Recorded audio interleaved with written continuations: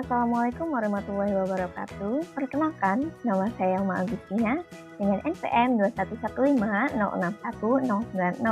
dari kelas Teknik Informatika A.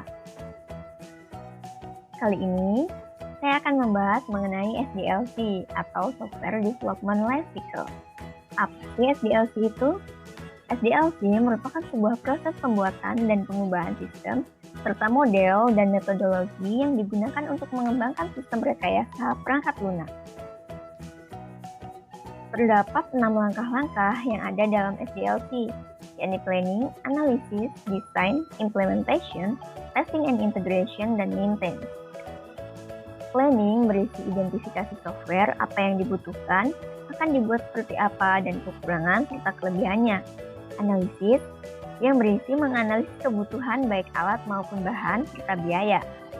Desain yakni mengubah spesifikasi sebuah software ke dalam desain plan yang disebut dengan desain dokumen spesifikasi atau DDS.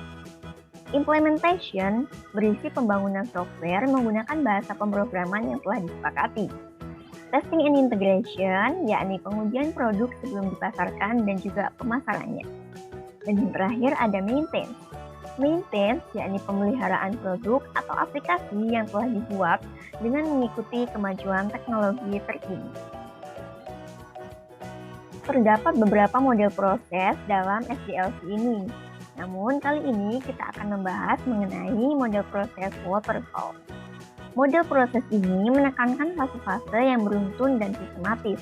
Disebut waterfall dikarenakan prosesnya yang mengalir satu arah ke bawah seperti air terjun. Tahapan pengembangan dari metode ini yakni pertama requirement gathering and analysis yang berisi mengumpulkan dan menganalisis kebutuhan yang harus dicapai oleh program. Yang kedua adalah design yang berarti merancang desain perangkat lunak sebelum dibuatnya kode pemrograman. Yang ketiga ada implementasi yakni pengubahan seluruh desain yang telah dibuat dengan kode-kode pemrograman. Yang keempat adalah integration and testing yakni penggabungan modul-modul yang telah dibuat dan melakukan pengujian perangkat lunak. Yang kelima yakni verification, yakni pengujian sistem oleh pengguna atau klien secara langsung. Yang keenam ada operation and maintenance, yaitu pemeliharaan sistem yang telah selesai dibuat seperti memperbaiki kesalahan yang sebelumnya tidak ditemukan pada langkah-langkah. Terdapat beberapa kelebihan dari metode waterfall ini, yakni prosesnya yang beruntun sehingga pengerjaan dapat terjadwal dengan baik dan mudah, cocok untuk dijadikan sistem dengan kompleksitas rendah, serta setiap proses tidak tumpang tindih. Namun ada juga beberapa kekurangannya, yakni waktu pengerjaan yang lebih lama, biaya yang lebih mahal, dan juga kurang cocok untuk proyek dengan kompleksitas yang tinggi. Yang kedua ada model proses prototype. Pada metode ini, memungkinkan pengguna atau user memiliki gambaran awal tentang perangkat lunak yang akan dikembangkan, serta dapat melakukan pengujian sebelum perangkat ini dirilis. Tahapan pengembangannya yakni analisa kebutuhan yang merupakan identifikasi perangkat lunak dan kebutuhan sistem. Lalu pembuatan prototipe, yakni rancangan sementara yang terfokus pada alur program kepada pengguna. Setelah itu ada tahapan evaluasi prototipe, yakni evaluasi prototipe yang dibuat apakah sudah sesuai dengan harapan klien dan pengembang. Yang keempat ada mengkodekan sistem, yakni menerjemahkan prototipe yang telah dibuat ke dalam bahasa pemrograman untuk pembuatan perangkat lunak tersebut. Yang kelima ada pengujian sistem, yakni pengujian perangkat lunak yang telah dibuat, apakah sudah sesuai dengan keinginan user atau pengguna. Yang keenam ada evaluasi sistem, yakni evaluasi apakah perangkat lunak tersebut sudah sesuai dengan harapan. Dan yang terakhir adalah menggunakan sistem, yakni penggunaan perangkat lunak yang sudah siap digunakan.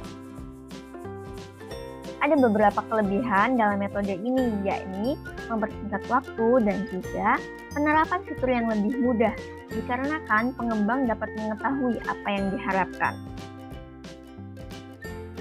Namun ada juga kekurangan dari metode ini, yakni proses analisis dan perancangan yang terlalu singkat dan juga kurang fleksibelnya jika terjadi perubahan-perubahan dalam perangkat lunak tersebut.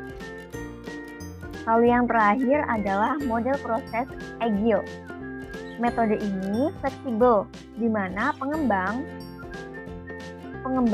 dilakukan dalam jangka pendek. Namun, diperlukan adaptasi yang cepat dari developer terhadap perubahan dalam bentuk apapun. Tujuan dari metodologi agile, yakni high value and working at system, atau menghasilkan produk dengan kualitas yang baik dan memiliki nilai jual yang tinggi. Lalu iterative, incremental, evolutionary. Pengembangan dapat dilakukan secara iteratif, berulang-ulang, dan dapat mengalami perubahan jika diperlukan. Lalu ada cost control and value, atau driven development. Pengembangan perangkat lunak dapat sesuai dengan kebutuhan pengguna, dan tim dapat dengan cepat merespon kebutuhan, sehingga waktu dan biaya pembuatan dari perangkat lunak dapat dikendalikan.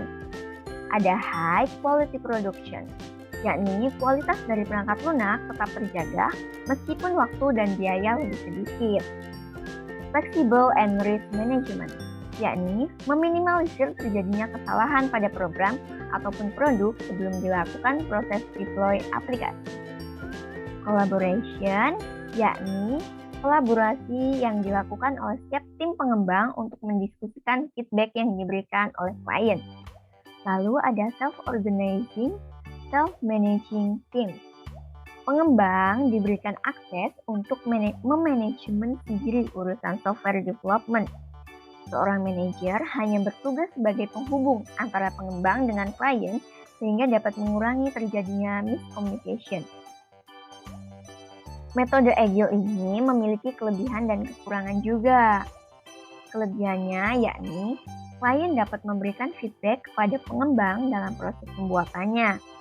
Lalu, proses pengembangan perangkat lunak membutuhkan waktu singkat tanpa sumber daya yang besar. Dan perubahan dengan cepat ditangani oleh pengembang. Lalu kekurangannya yaitu metode ini kurang sesuai dengan tim besar yang lebih dari 20 orang. Tim harus selalu siap karena perubahan dapat terjadi kapan saja. Metode ini juga kurang cocok untuk tim yang berkomitmen menyelesaikan proyek secara bersama-sama. Sumber yang saya peroleh yaitu dari Glint Academy dan juga di Coding. Terima kasih. Wassalamualaikum warahmatullahi wabarakatuh.